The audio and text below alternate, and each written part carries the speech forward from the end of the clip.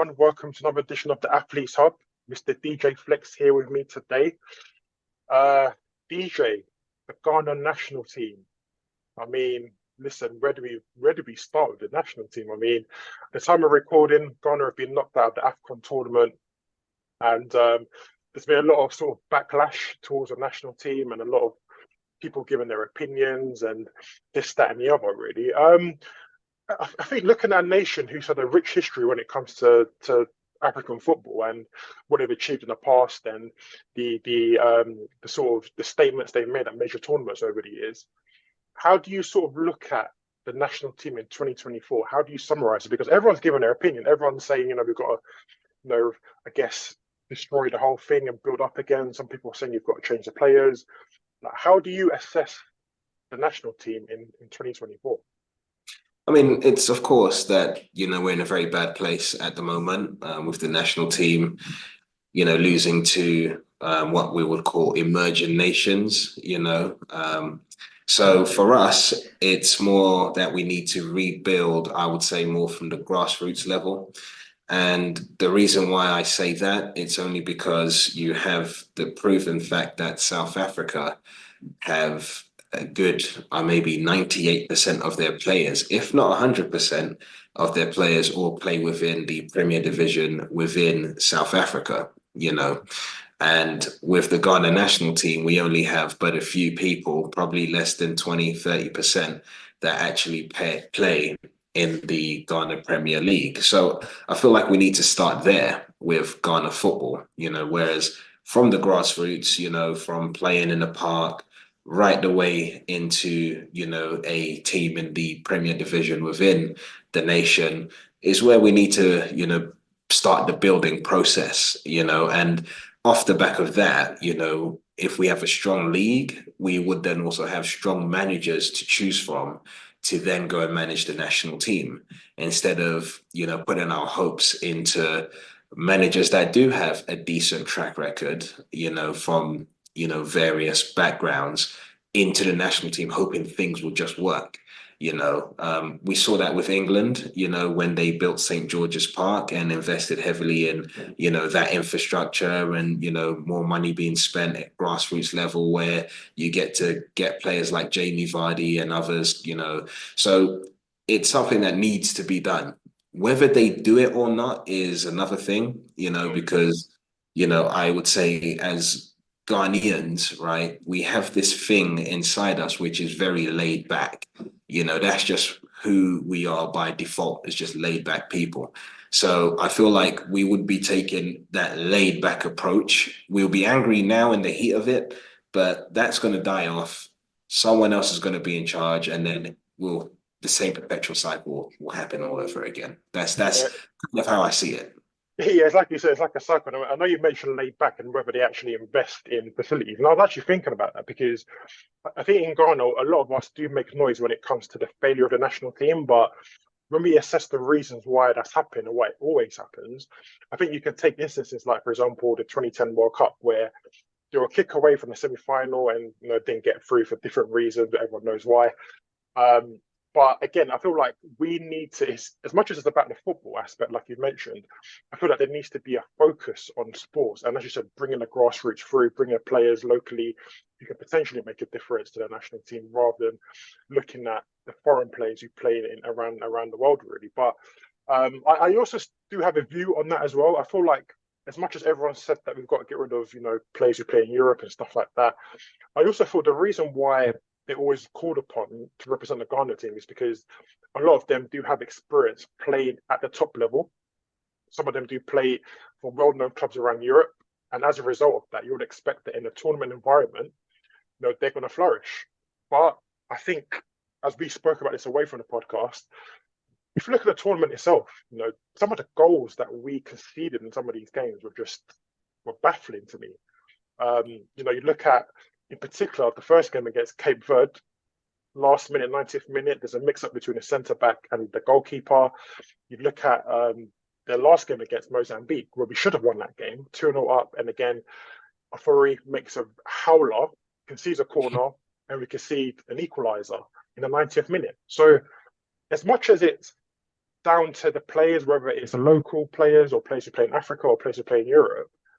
I feel like we also need to look at the quality of players as well, because you can bring local players into the side, but the question I've always asked is that when you put them in a tournament environment, whether it's an AFCON tournament or a World Cup environment, there's not a lot of time to get used to that pressure, to get used to that scrutiny you're going to face. Some of these players who are poor in the recent tournament have played at club level around in the Premier League or in Turkey or Spain or wherever that might be. So they might be used to playing under that pressure.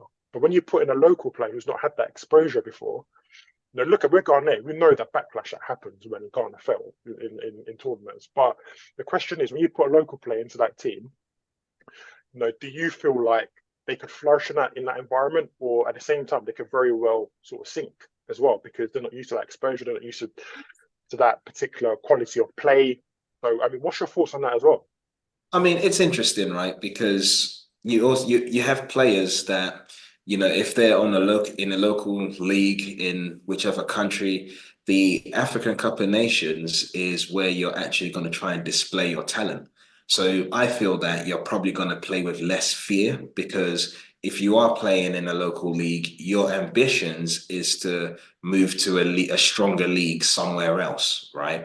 So I feel that you're going to kind of G yourself up to want to play and do well and make sure that your team progresses because you want to improve your prospects of moving to the next level as well.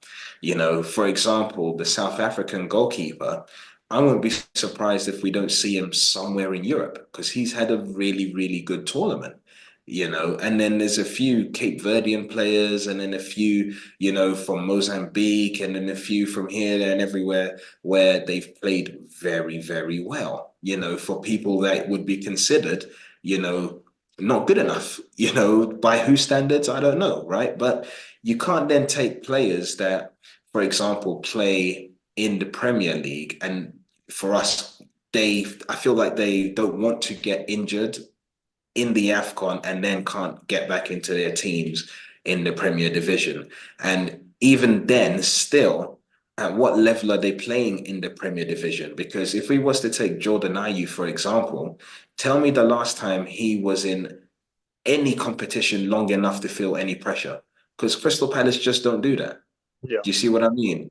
You know, Kudus is probably the only one who has obviously played in European Europa Cups, maybe even the Champions League and things like that, and knows what it's like to be at that level.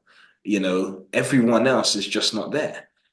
So we do have to reassess what, the credentials should be to be in that team. And I feel that being homegrown should be 70% of the team, maybe even 80% of the team, Well, because you those are mentioned players that. that want to get to the next level. Yeah, you mentioned as well, but you mentioned that the African Cup is a potentially a stage for them to shine and potentially be identified by clubs around Europe where they eventually want to be to play in those leagues. So if we're going to bring in local players who could potentially do well in a tournament and then go to, for instance, go to Holland or go to Italy and play, we're going to go and call those same players who now play in Italy and Holland to represent the Ghana team. So are But see, we there's going? a difference, right? There's a difference when you have a cohort of players, right, that have come up together, that know each other and go through that cycle together. So that's why we say Spain has fallen off because that cohort of players, right, they're all either retired, coming to retirement, or they're just done as players. But when they were all there together, guess what? They won the World Cup and won the Euros. Do you see what I mean? I think they won So three tournaments in a row. I think between yeah, 20, just back to back to 2008 back. and 2012. Yeah, yeah. This is it, and France went and done the same thing with that cohort of players. So you've got to look at it that we are developing players to go through a particular cycle, and once that cycle ends, we'll have another batch of players that are going to go through that cycle as well. And we aim to do that with managers that are also going through a cycle. Do you see what I mean? So that's what our aims and ambitions should be. Do you see what I mean? Because you Yeah. can't go and tell someone like, I don't know, Ayu, Semenyo, and Kudus and others that are playing around earning big money, right? That you're going to give them 30,000 to qualify to the next round. he makes that a week anyway. Mm. That's not an incentive to someone like that. Do you see what I mean? But that's an incentive to the person that's playing in the Ghana Premier League. Where am I going to see $30,000? Like the level they're going to be want to play at is different. They're going to come there and be like, man, like, we need to get to this next round because $30,000 is going to do a lot for me and my family. But someone who's earning that a week, and to be fair, he's probably earning double and some of that a week. Well, it's not a big deal for him. Yeah, it's strange, isn't it? Yeah. You mentioned before as well about players potentially not wanting to get injured when they represent the African countries. And now, obviously, we can't speak for players. We don't know if that's the case or not. But there is, I mean, I think probably one of the most common pieces of feedback I heard from, like, probably my dad or my friends I spoke to about the Ghana players is that a lot of them feel like they don't care about the national team. They feel like they're not committed enough to representing Ghana. And as you said, they've got one eye on their domestic leagues for the clubs Yeah. they play for. I don't know if that's the case. I feel like the players do want to do well, but there's just different reasons as to why they. I think if we take this tournament for instance, there wasn't a lack of trying. I don't think. I just feel like the reason why we didn't win any of the games we played in was because there was just, maybe you could say, there was maybe a tactical issue there, or perhaps again the goals we conceded. Some of those games were amateurish, to be fair. But I don't feel the players aren't committed. I feel like when they get to tournament, they want to do well because they don't want to go and leave and sort of get criticism from everyone. Again, it's a chance for you to potentially, if you do well in a tournament, it's a chance for you to potentially get a chance to get a transfer. A lot of these players we've mentioned play for okay clubs in Europe, but within a 3 week spell, if you have a really good tournament, there's also a chance that your transfer stock could rise as well, and you can see a new opportunity. So, I mean, do you think that players care? Do you think that the players are committed to the team, or is it for you a case I of, mean, well, there's different incentives to reason why? it's a difficult one because I feel like every player cares because they're competitors. You see what I mean? So the competitive nature is I want to go out there, do well, and win. Do you see what I mean? So I think as far as that, they care. Do you see what I mean? Now, where it comes to being a team and doing well together and moving forward together as a group, I feel like that's where it's a bit different because you can have one team, but within that team, there are different teams. You hear the England guys say that all the time. The Man United lot sit there, the blah, blah, blah lot sit there, et cetera, et cetera. That's why we can never go far in tournaments because we were just, de-associated, even though we're here to win together. So as competitors, yeah, I want to do well because I like winning. But when I'm in this environment, it doesn't really help because it's just what it is. Do you get what I mean? Like I heard that Inaki Williams obviously speaks Spanish. He doesn't really know Twi much, doesn't know English much. So he's isolated. Do you see what I mean? So that becomes, a silo that's created, and then you have the IU brothers who are for one reason or another not liked by the supporters or whatever. That's another thing. So they come into camp thinking it's us against everybody, and so there's all of these little things, that become big things because of these type of tournaments. This is why I feel it should all need to really not start again, but come back to ground zero and then build up from there. So do I feel like they care? Not really, but do they want to win? Yes, because they're competitors. Yeah, yeah, I agree. I feel like sometimes when it comes to the Ghana national team, as I mentioned before, I think we had a period between 2006 to potentially maybe 2014 where when Ghana played in a major tournament, we might not have won the tournament or got too far, but we gave good teams problems. We were playing against very good sides in that period. And if you compare it to now, I just feel like probably as Ghanaians, because we have those fond memories of the team achieving well at World Cups and other tournaments, that we have this high expectation of what they should achieve when they get to these tournaments now. Even my mum, for instance, said to me, we played against Cape Verde. She's like, how can we not beat Cape Verde? But I said to her, yeah, traditionally, Ghana on paper should beat this team comfortably. But at the same time, you have to earn the right to do that. And probably because when you compare the squads we had back in those days to the ones we've got now, there's a massive difference there in quality. A lot of those players were leaders in their team. They've played for clubs in the Premier League. They've played for clubs in a lot of these people play for captains for their respective clubs. Whereas now you probably look at it and say, okay, apart from the IU brothers, we don't have too many leaders who've been there and done it before. So I think as a nation as well, maybe we need to kind of lower our expectations down and realize this is where we are at the moment. As you mentioned, we've got to knock the whole thing down and start again and have that mindset. So we are going to support the guys when they go to tournaments. But if we see a bit of inconsistency, then we've got to understand that this is the process we're going through. And it might take a few years to get there, you know? Yeah, of course. And Yeah. I do believe that after this tournament, I think everyone's, level of expectation has certainly come down. Do you see what I mean? But that should also be reinforced by, the team selection or the squad selections going forward, so that we can start to get behind certain things where we can see, okay, they are going in a different direction from what is to be the norm.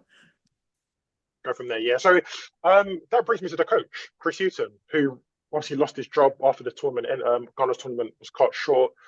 I looked at Chris Hughton, and when he was appointed as the first team coach, or the head coach, I should say, I was quite optimistic because as much as his CV probably isn't the most glamorous in terms of the clubs he's managed, but you can look at that CV and say he's worked at Tottenham, he's worked at Newcastle, he's worked at Brighton, 3 established English football clubs, and have hope that he could come into the national team, make a difference perhaps. But it didn't quite work out for him that way. How would you assess his performance at the tournament?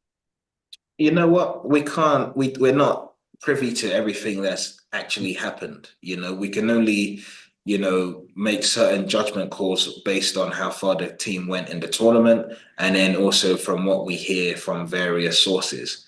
I wouldn't be surprised if he wasn't allowed to do his job to the best of his abilities because of the powers that be that run the GFA. Do you see what I mean? So that's what I would say to that, because he's not the first one that's gone and failed. So you can't tell me that he is the issue. If multiple people try and, you get the same result, surely that means the problem stems from further down the line than the person who, at the end of the day, the buck stops with, So that's my opinion. If that's the case, though, do you feel like managers are given a long time, though? Because if you look at the likes of Avram Grant, obviously Chris Hughton right now, these are managers who've managed it. I guess the Premier League is considered the best league in the world, right? Where, you're probably tested at your highest there. So these managers have come in, they've got a good reputation in the game. But do you think they're given a long enough time, though? Because I know you mentioned that perhaps some of these managers aren't allowed to do their jobs. But at the same time, as you said yourself, we can only judge it based on what happens on the pitch. And as much as maybe selection might be in question based on influences outside of that, you look at some of the tactical decisions, you look at some of the mistakes that are being made constantly in the game. But as That you know, starts with the coach, no? No, but mistakes the coach can't control. Do you see Yeah, what I I mean? agree. I agree. If, I agree if, with that. if you're there and the ball's going out for a goal kick, right, or whatever, and then you go and touch it, it becomes a corner, the coach didn't tell you to do that. If you go and miss an open goal, the coach didn't tell you to do that. If you make a back pass, right, that leads to a goal scoring opportunity, surely the coach didn't tell you to do that. So there's certain things that the coach definitely, his hands are tied at that point. And let's not forget, at this particular level, what we are saying is to the nation and to everybody else is these 11 guys that have started this game is the best our nation has to offer. In the whole country of Ghana, whether you're in the country or abroad and you're a footballer, these 11 players are the best players that can put on the shirt. So if we're saying that those are the best players and these players are making individual mistakes that lead to goal, I cannot place that at the feet of the manager. Yeah, No. yeah. I agree with you as well. I feel like those players, once you cross that white line, it's your responsibility. And I think that's why I mentioned earlier that I was shocked to see the decision making and the quality of defending, in particular, some of those goals. Against Mozambique, we're cruising 2-0 up in the game. You see 2 goals in 90 minutes. One was a terrible mistake by the goalkeeper that you don't expect to happen at that level. But it also takes me back to the Qatar World Cup in 2022, where I think it was against South Korea, where we were 2-0 up in that game, and they came back and made it 2-2. And we eventually won the game. But things like that and instances like that kind of made me think that we were kind of leaky when it comes to the defensive aspect of the team.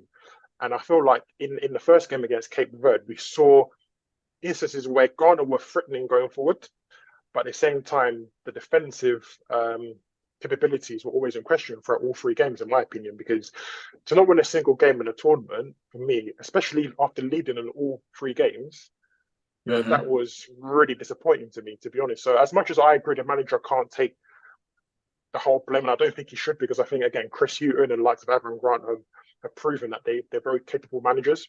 But at the same time, there are maybe instances where maybe a tactical tweak, or if somebody's making continuous mistakes in the game, then maybe dropping them for Well, you another see, you game say might that, be. but this is where I told you that the powers that be, there's So certain people. is that a problem then? Are the powers that be? I guess we're assuming that maybe people in the GFA who have very influential positions are putting pressure on managers 100, to 100%. play certain players. We know that there are managers that are literally just puppets. They're told what team to play. They're told who needs to play, because as we know on our great continent of Africa, having bribes and money that is back passed is a way of life. So if this player plays, he gets an appearance fee, which then gets split between the player and whoever those people that work in the shadows are. And as a manager, if you come in and disrupt that, you would have a problem, with the powers that be. They hired you, right, to not only do a job as the manager of the football team, but to also ensure that their back passes are still happening by playing certain players. Do you see what I mean? So it's Yeah, a real if thing. that's the case, then I guess you probably look at it and think, why? Because I always thought about that theory, and I always thought to myself, strong managers who have worked in countries that perhaps bribery, as you mentioned, isn't a way of life and isn't as common there, would maybe put a standard on it. And if that's happening, let's just say that they are being put pressure to play certain players, then why would they not come out and say anything about it? Because we assume that the reason why they're getting fired every tournament is because maybe they've chosen the players, they've taken that choice to choose those players to go out and play, and they've let them down. But if Do we are to you, believe do that you care? they are I being mean, influenced, do you care? I mean, at the end of the day, Chris Hughton makes $50,000 I a think it month. does care. I mean, your reputation as a manager is on the line, No, isn't it? no, no, no, no. Managers get hired and fired all the time. The greatest managers have been fired. So Chris Hughton being fired, is that news? It's not news. It's not You news. see what I mean? It's not So news. But again, you mentioned as well, we have to get to the root of why that's always happening. Why is it a we will cycle never and a get to the response? root of why this is happening because of the corruption. This is just what it is. One corrupt leader will be replaced with another corrupt leader. Do you Yeah, see what I mean? And that corrupt leader will, lie to everybody to say that they are going to do X, Y, and Z, and nothing will change, and we will go through that same cycle over and over and over again. yeah, The only way that changes is if, right, people of a younger generation that genuinely care for the sport at some point when they're much older get into those positions of influence and cut those things out from happening.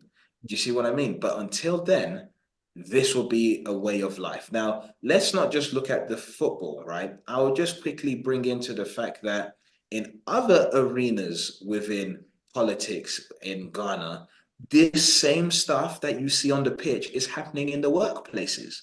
It's happening in the chambers. It's happening. So it happening in football, it's the easiest place for it to happen because it's happening in places that are far higher up, yeah. so we can't. I think it's a You see culture, what I isn't it? mean? It's a culture of that we need to kind of somehow we're going to have to attempt to cut out. And I think obviously right now as we speak, an election is happening, will be happening later on this year, and I think people will. And I'm looking for answers to our sports to see as much as everyone's got a plan for how we're going to get more money or how we're going to stop corruption. I feel like I'm always looking out for the sports department to see, okay, what facilities are we going to create to help young people get into sports? How are we going to train these people up to potentially represent Ghana, not just in football, but also in future Olympics as well? So I feel like those are the most key things that I look for when it comes to an election and people of power, their answers towards those questions. And I think when I look at the future of Ghana football, I'm hopeful. No, I'm hopeful. I think we've got talented players who have shown that they can perform at the highest level. Let me Um, ask you why you're hopeful. Because if I was to ask you for five players, just name me five players to base your hopes on. Where who are you I placing think at I home? think I've only got two, to be honest. Well, see, No, but I'm hopeful that I feel like we can. If it depends, if our ambitions are to win a major tournament, we can do that. We can win a major tournament. We just need. I think tournaments are about luck. It's about momentum, and it's about just having a player who can spearhead you through that tournament and win you the cup. But if we're looking at a whole structure, I guess whole restructure in terms of what we've got currently, that's going to take a long time to do. But I'm hopeful that we can put things in place to see Ghana be one of the elites again in world football, not just in football, but looking at the Olympics. We don't have so many people or athletes representing Ghana when it comes to the Olympics. I think maybe Paris 2024. I'm not sure how many we've got going to the games, but I think if we take our sport more seriously, we've got athletes in the making in Ghana, but we just don't know. We've not discovered them yet. So well, this is where I say we've got to go back and invest in the grassroots. yeah, yeah, We've got to, and it's not just in football, right? There's so many sports that as Ghanaians we should be able to, look forward to. When you go to the Olympics, you should be looking at long distance running, short distance running. We should be looking at swimming. We should be looking at all of these different things. The question is where is the money getting put into? I heard that $8.5 million was put into this AFCON, right? Why put such a that's they put more money into their build up to the AFCON than the prize money of the AFCON, right? The prize money is $7 million, and you put 8.5 million, so you're 1.5 in the hole. Like, where does that even make sense? And did we see anything from that? And yet still you're offering 30,000 for people to qualify. It stinks of corruption to me. Do you get what I mean? Like, it doesn't even make sense. So put that money into other sports so that we have other things to look forward to, is what I think. I would love to see swimmers. I would love to see track and fielders. I would love to see, you see loads of people in Ghana that are like 6 foot, whatever, jacked, built like what, why are they not in strongman contests and stuff yeah. The like that? weightlifting contest. Yeah, you're You right. know, Yeah, yeah, what happened to boxing? We had the great Azuma Nelson. Now we got Freezy McBones. Why are we not investing into this boxing thing anymore? Do you get what I mean? Like, there should be more done concerning that. So we have more to look. I mean, we have Richard Latte, you know. I can only name you three boxers. Nelson, who is obviously retired, Latte, who is inactive, and Freezy, who is currently active. But I'm sure there's more. But because the money is not getting put there, not even 100 bags, you know what I mean? We're not seeing the fruits of that. yeah. It's I agree with crazy. you. it. I think it's it. As much as we talk about the sport itself, that a lot of it does come from leadership. A lot of it, and that's just, like I mentioned to you before. We've got an election coming up. I'm looking to see if our leaders are going to give us answers to all the stuff you mentioned there. Are we going to invest in the future of our sport? Are we going to see more athletes at Olympics or football tournaments, new ones that we haven't seen for the last decade or so? Yeah. That's what we want to see. And a lot of that comes from us taking it more seriously, because a lot of the time when it comes to football, nobody says anything about it right now because we're at the tournament. But as soon as a new tournament happens and Ghana don't achieve what they're meant to achieve, this whole noise starts again.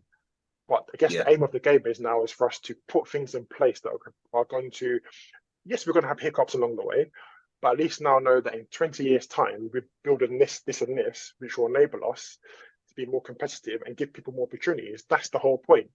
So it's not just a case of, as much as we've spoken about the Ghana national team and AFCON performance, I feel like there's a lot more to it that we can put in place to help this country, I guess, help the future of our sport to be more recognized, I guess, and to give, I guess, to have more credibility at times as well. Because if we've got all these theories about bribes and corruption, that's not great. Do you know what I mean? People are paying money to watch football. They're paying money to take their kids to watch these games, or to take their kids to travel around the parts of the country to get them to training and do this and that. And if you guys are basing the efforts off taking bribes and corruptive activities, then I feel like we've got no chance, really, to be honest. Yeah. So I mean, it's where we yeah, are, yeah, It's where it's where we we are. are. And again, but listen, DJ Flex, I really enjoyed that conversation. I think it's been really excited. I know we've spoken away from the podcast about the Ghana national team, so I guess we can go on for another half an hour. Do you know what I mean? There's so much to talk about. There is. But again, listen, I remain hopeful. I remain hopeful that we will one day be recognised as one of the elite African football teams again. But it's a lot of work we've got to do. A lot of work's got to be done. And there's a lot. Hopefully it starts this year. Hopefully it starts this year. Hopefully, we'll see, right? You know, as they say, you can only judge a tree by the fruits, you know, and you know, not every tree that bears fruit is fruit that you should eat. You know what I mean? So there's also that. So we'll see when the fruit comes. One of us will pluck off the fruit off the tree. We'll bite into it and we'll know if it's poison or if it's the truth. You see what I mean? So, and one thing I'll say to wrap up the conversation is that, listen, when it comes to the football team in Ghana, I want everyone to support the team. Sometimes we hear noises of people predicting we're going to lose, predicting of players are going to get injured, this, that, and the other. Listen, not just for example, people in the UK, but in Ghana particularly, you hear people like pastors and influential people saying that Kudus is going to have an injury, he's not going to perform. Let's get behind the team. I know, listen, it's not always great. We understand that. But let's get behind the team. Let's support them. Let's just be helpful and optimistic, because those things, it helps a lot. Do you know what I mean? But sometimes we fall into the habit of being negative and predicting bad fortunes for the team. That stuff doesn't help. And the players hear all this stuff. I agree. So I feel like everyone get behind the team, support the team, be optimistic. Again, look, it's not always great. We get it. But I guess the only way we can change it is by us just get behind the guys, supporting them no matter what. And again, remaining hopeful that one day we will get to where we want to get to again. Absolutely. We just want the country to be competitive. We're not saying we want to win anything. We're just saying don't go there and disgrace us. That's what we're saying. And unfortunately, that's happened too many. Unfortunately, that's happened too many times in the last couple of years. But listen, we'll keep going and we'll keep trying to improve and be hopeful, man. But listen, DJ Smith, it's good to have you today, man. I really appreciate the time. Problem, Richard. Appreciate it. Everyone, let us know your thoughts in the comments. What do you see the Ghana, the future of the national team being?